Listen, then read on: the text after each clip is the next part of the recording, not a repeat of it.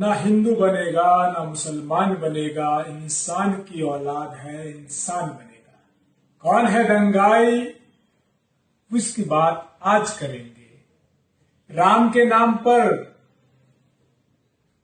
इंसानियत जिंदा है या राम के नाम पर दंगाई भड़काने वाले लोग, ऐसी कुछ चीजें आज मेरे सामने आई और उसको लेकर आपसे बात करना चाहता हूं। कौन है जिसने राम मंदिर को बम से उड़ाने की बात की? कौन है जिसने योगी आदित्यनाथ को उड़ाने की बात की? और कौन है जिसने देवेंद्र तिवारी को उड़ाने की बात की? कौन था जिसने गौ माता के नाम पर दंगे भड़काए? कौन था जिसने श्रद्धा के 35 नहीं 36 टुकड़े कहने की बात की?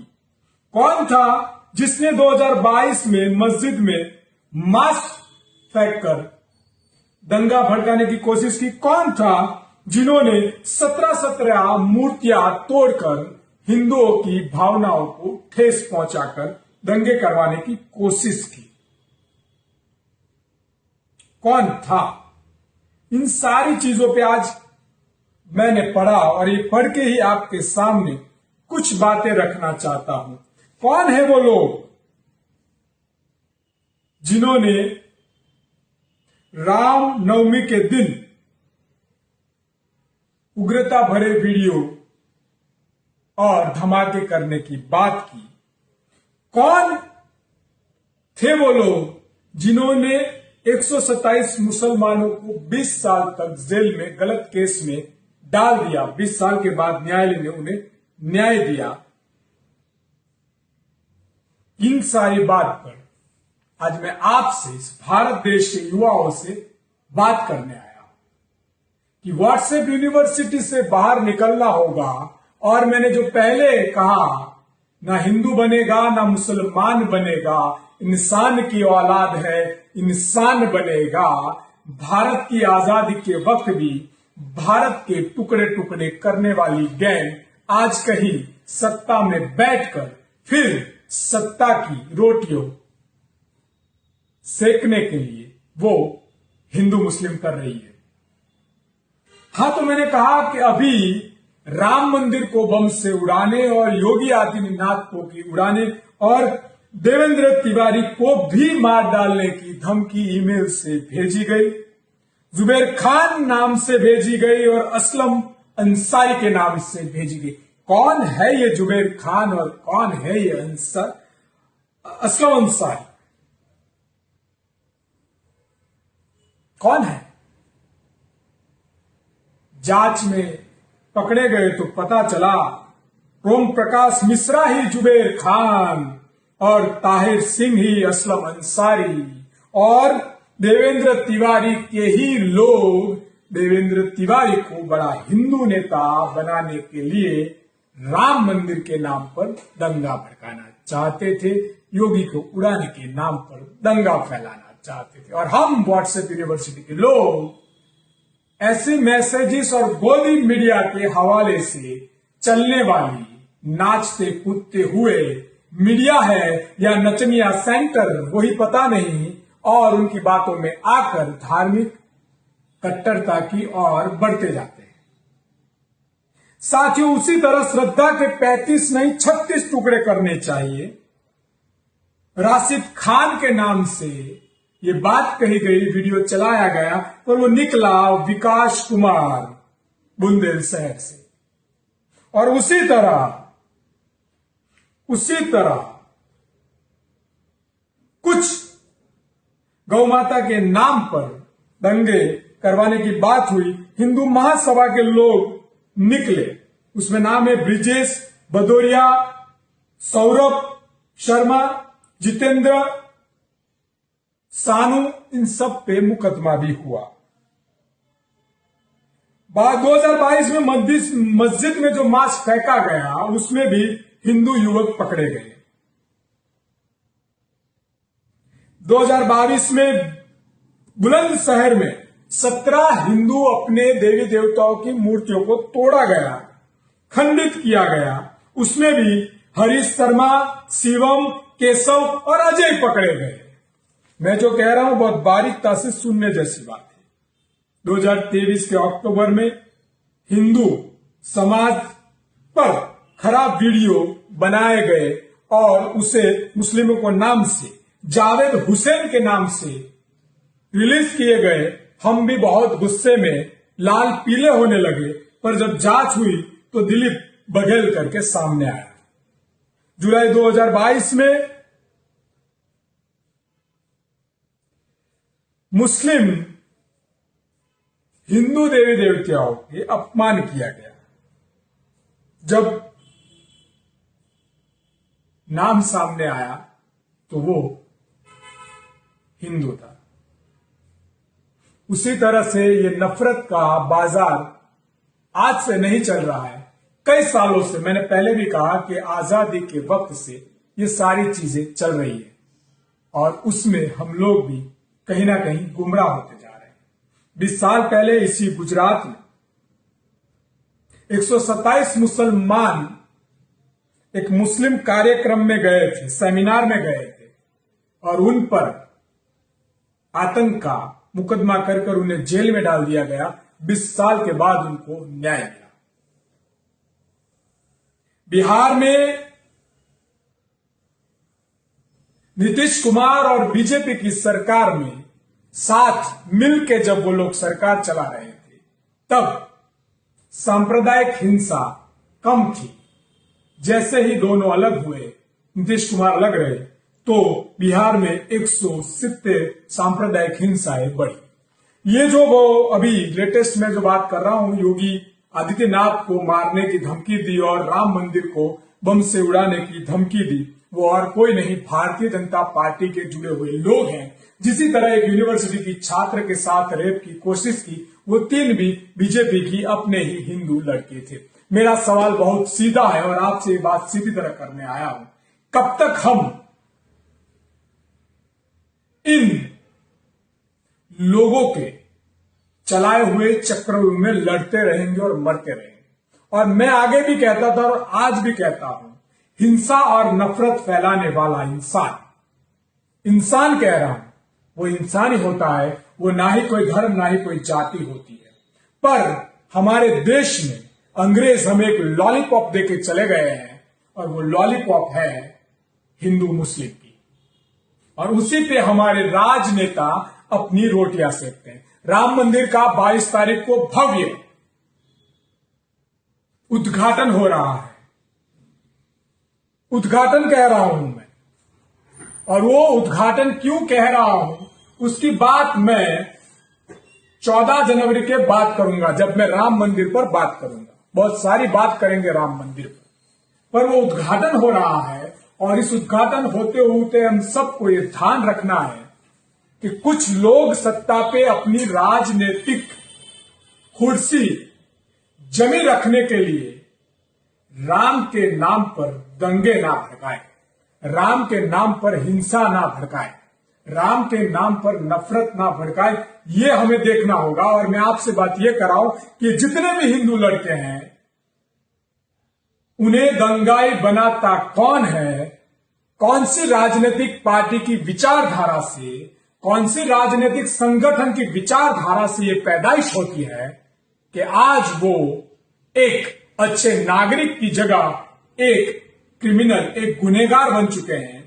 भारत माता का सीना छल्ली कर रहे हैं देश में कट्टरता फैलाकर। और मैं बहुत स्पष्ट कहूंगा, कट्टर हिंदू और कट्टर मुस्लिम ये दोनों ही देश के सबसे बड़े आतंकवादी है और उन्हें आतंकवादी बनाने वाले जो उनके आका है राजनीतिक, उन्हें हमें पहचानना होगा।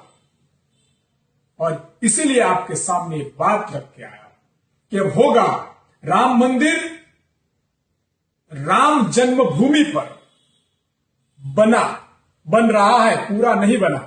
मैंने इसी कहा मैं ये 15 जनवरी को बात करूंगा, पर वो राम के लिए ये नहीं है, ये उद्घाटन किसके लिए है उसे समझना होगा। और इसीलिए मैं हिंदू युवाओं को और मुस्लिम युवाओं को कहना चाहता हूं, जीवन में आप अपने परिवार की आशा है, लाठी है, सहारा है। वो चाहते हैं कि मेरा बच्चा डॉक्टर बने, इंजीनियर बने। वो चाहते हैं बहुत ही अच्छा बिजनेस करे। वो चाहते हैं खुशहाल परिवार का मेरा बच्चा इस देश का एक अच्छा नागरिक बने। पर आप इन राजनैतिक रोटियां सेकने वालों के हाथे ना बने, हथियार ना बने, और अपना और अपने परिवार का जीवन नष्ट ना करें। मैं ये बात करने के लिए आपको आया हूं, संदेश देने के लिए आया हूं, क्योंकि उनकी रोटियां तो अच्छी तरह से पक जाएगी, पर आपके घर की रोटियां बंद हो जाएगी। और नफरत से ना ही घर चलते हैं, ना ही शहर, ना गांव, ना देश। नफरत से जलती है तो आग, और नफरत से मिलती है तो विनाश की ज्योत मिलती है। दोस्तों, ये सारी चीजें जिस तरह से इस देश में चल रही है, मैं जहां रहता हूं वहां भी आसपास कुछ वक्त पहले गौ मांस के टुकड़े कुछ लोग अपने आप ही कहीं डालकर दंगाई फैलाने की कोशिश कर रहे थे। कोई राम के नाम पे दंगाई करता है तो कोई गाय के नाम पर दंगाई करता है। पर यह दंगाई आने वाली पीढ़ी को क्या देगी, उसकी सोच हम नहीं रखते। इसलिए युवा साथियों, हर एक व्हाट्सएप यूनिवर्सिटी में आए हुए समाचार, व्हाट्सएप यूनिवर्सिटी में आई हुई क्लिप देखकर आप अपना भविष्य ना सोचें, क्योंकि व्हाट्सएप यूनिवर्सिटी में आए हुए लोग शॉर्टकट से कुछ प्रसिद्धि लेने के लिए कोई जाति के नेता बन जाते हैं, कोई धर्म के और कोई प्रांत के नेता बन जाते हैं। उनके घर तो भर जाते हैं, पर आपके घर खाली हो जाते हैं। मैंने जातिवादी आंदोलन भी देखे हैं, मैंने धार्मिक आंदोलन भी देखे हैं, और मैंने प्रांत के आंदोलन भी देखे हैं। उसमें आंदोलन करने वाले अपनी रोटियां सेक कर घर जाकर मर्सिडीज में घूमते हैं, उनके बच्चे विदेशों में पढ़ते हैं, और आप जैसी भीड़ जो नीचे चिल्लाती है वो ऐसे ही मरती है, ऐसे ही रोंदती है, और उनके परिवार ऐसे ही क्रिमिनल बनकर नष्ट हो जाते हैं। और आप उसके लिए अपने आसपास देखें, क्या राम का झंडा लेकर निकलने वाले 182 में से, मैं जब गुजरात से हूं तो गुजरात से बात करूंगा, 182 में से एक भी विधायक का लड़का झंडा लेकर निकला? क्या कोई नगर पालिका जिला पंचायत के अध्यक्ष का बेटा आपके बीच में झंडा लेकर निकला? क्या कोई सांसद का बेटा उसकी गाड़ी में से उतरकर आपके बीच में दंगा या झंडा लेकर निकला? क्या कोई मुख्यमंत्री या किसी मंत्री का बच्चा आपके बीच में झंडा या डंडा लेकर निकला? सोचिएगा बड़ी बारीकता से। वो तो मर्सिडीज और महल बनाते हैं, और आप अपने झोपड़े जलाकर अपनी अस्थियां बनाते हैं। ये दंगाई कोई और नहीं है। ये दंगाई ना कोई मुस्लिम है, ना कोई हिंदू है। ये दंगाई एक सोच है, और सोच को मिटाना होगा। आजादी का ऐलान हो गए, अंग्रेज जाते जाते चिंगारी डाल गए। गोडसे और सावरकर जैसे लोग जो देशभक्त के नाम के नारे लगाते थे, वो हिंदू राष्ट्र के नाम पर दंगे भड़काए, और जीना जैसे लोग अलग पाकिस्तान के नाम पर भी दंगे भड़काए। सोचना होगा, इतिहास को पढ़ना होगा। 100 साल से चल रही नफरत की मिसाल लेकर ये लोग चले हैं, जो अभी इतने सालों के बाद इतनी बड़ी तादाद में नफरत बाहर आ रही है। ये भारत का विकास नहीं है, भारत का विनाश है। और इसीलिए आज आपके बीच ये सारी चीजें पढ़कर कि क्यों हो रहा है, क्यों राम का मंदिर बम से उड़ाने की बात राम भक्त के बैनर लेकर निकलने वाले ही मैसेज कर ये भड़का रहे हैं, क्यों अपने ही देवी देवताओं की मूर्तियों को खंडित कर नफरत फैलाने की कोशिश हो रही है, क्यों वो जो लोग हैं जो टोपी पहनकर यात्राओं पे पत्थर चलाकर दंगे करवाना चाहते हैं, इसमें किसका क्या फायदा है, ये हम लोगों को सोचना होगा। क्योंकि दंगाई, मैंने फिर कहा, दंगाई ना हिंदू है ना मुसलमान है। वो दंगाई उन्हीं सत्ता की गलियारों में से निकलने वाले वो आतंकवादी हैं जिनको एक मिशन दिया जाता है आम लोगों में नफरत फैलाओ और उन्हें टुकड़ों टुकड़ों में बांट दो और अपनी मसाल लेकर सत्ता पर बैठ जाओ। और इसीलिए मैं कहता हूं, ना हिंदू बनोगे ना मुसलमान बनोगे, इंसान की औलाद हो, इंसान बनोगे।